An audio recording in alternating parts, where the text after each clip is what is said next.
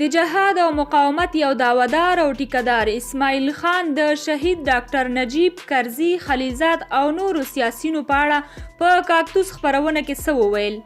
دا او نور ډېرې خبرې په دغه ویډیو کې وګورئ او مینه ټي وي چینل هم سبسکرایب کړئ.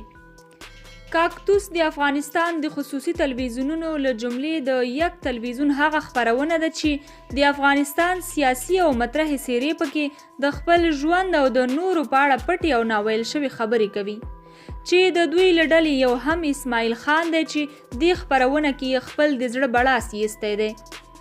امیر محمد اسماعیل خان 71 کاله عمر لري، د هرات ولایت په شینډنډ ولسوالۍ کې زیږېدلی، په حربي ښوونځي او حربي پوهنتون کې زده کړې کړي.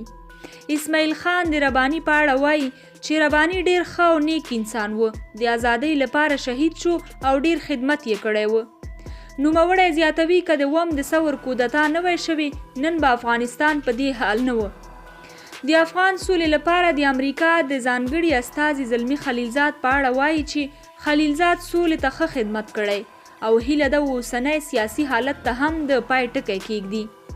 اسماعیل خان د شهید ډاکټر نجیب په اړه وایي موږ به ګناه کړې وي چې که ډاکټر نجیب ته شهید ووایو، ځکه هغه د افغانانو قاتل و. همدا اسماعیل خان د کرزي په وخت کې د وزارت تر چوکۍ رسېدلی و، چې د همدې کرزي په اړه داسې نظر لري او وایي کرزی یو ملي شخص دی او ډېر کوښښ یې کړی چې بالاخره یو حکومت جوړ کړي. ګرانو لیدونکو، تاسې د اسماعیل خان پورته څرګندونې څنګه ارزوئ؟